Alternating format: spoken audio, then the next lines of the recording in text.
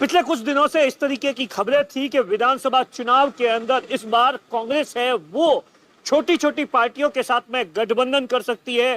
कांग्रेस है वो 170 175 सीटों पर चुनाव लड़ सकती है। 20-25 सीटें हैं वो छोटी पार्टियों को दे सकती है। उसमें ऐसा कहा जा रहा था कि आरएलपी के साथ में भी अंदर खाने कांग्रेस की या मुख्यमंत्री अशोक गहलोत की कोई बातचीत चल रही है। बाकी भी जो दल थे, आरएलडी थी और जो ट्राइबल पार्टी थी, इन तमाम चीजों को लेकर तमाम तरीके के कयास लगाए जा रहे थे। और जब से ज्योति मिर्जा जो कि कांग्रेस छोड़कर बीजेपी में गई है, उसके बाद में इन तमाम चीजों को ज्यादा हवा मिल गई, क्योंकि ऐसा कहा जा रहा था कि हनुमान बेनीवाल की पार्टी की बीजेपी के साथ में बातचीत चल रही थी, लेकिन ज्योति मिर्जा की एंट्री के बाद में वो जो पूरा का पूरा एपिसोड था वो बंद हो गया। और उसके बाद कहा गया कि हनुमान बेनीवाल है विधानसभा चुनाव के अंदर कांग्रेस के साथ में गठबंधन कर सकते हैं। हालांकि हनुमान बेनीवाल ने कभी भी इस बात को स्वीकारा नहीं। हनुमान बेनीवाल हमेशा यही कहते हैं कि किसी भी कांग्रेस या बीजेपी की पार्टी के साथ में गठबंधन नहीं किया जाएगा।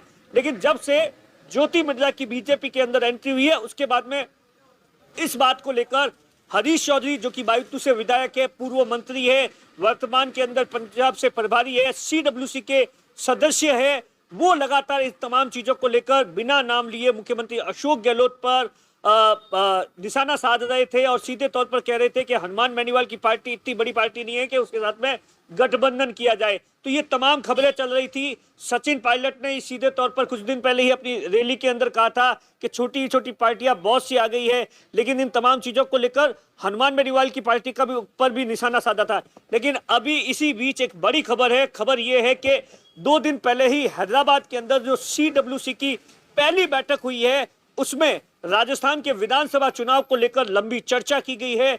कई बातों पर, पहलुओं पर चुनाव कैसे लड़ा जाए, किस तरीके से, क्योंकि आप देखिए हरीश चौधरी जो कि राजस्थान के अंदर स्ट्रेटेजी कमेटी के चेयरमैन हैं, स्ट्रेटेजी बनानी है कि कैसे 2023 के अंदर सरकार को रिपीट करवाया जाए।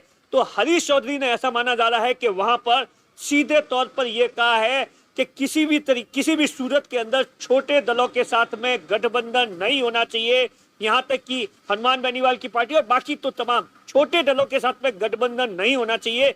और यह भी कहा है क्योंकि अगर जिस तरीके से ज्योति मिर्जा के मुद्दे को लेकर भी हरीश चौधरी ने आला कमान को बताया कि किस तरीके से वो उसमें कांग्रेस की अनदेखी की गई है और उसके बाद में वो बीजेपी में गई है और इसका नुकसान है वो नागौर के अंदर कांग्रेस को हो सकता है। इन तमाम चीजों पर ऐसा कहा जा रहा है कि हरीश चौधरी ने प्रमुखता से इस पूरे मामले को जो एआईसीसी का जो दिल्ली आला कमान है वहां पर रखा है और इस बात को लेकर श्योरिटी भी की गई है कि इस बार कांग्रेस है वो किसी भी तरीके से छोटे जो दल है उनके साथ में किसी भी तरीके का गठबंधन नहीं करेगी। और आप देखिए हरीश चौधरी शुरू से ही खिलाफत करते रहे सीधे तौर पर, और इस बार विधानसभा का जो चुनाव है वो हनुमान बेनीवाल के लिए भी बड़ा महत्वपूर्ण है। हनुमान बेनीवाल की पार्टी पहले ये, क्योंकि आप देखिए 2018 में अकेले लड़े थे, 19 के अंदर एनडीए के साथ में गठबंधन हो गया था, उसके बाद में कृषि बिलों को लेकर गठबंधन है वो टूट गया था। और अब आप देखिए विधानसभा चुनाव से पहले अलग अलग तरीके से कयास लगाए जा रहे थे, लेकिन हरीश चौधरी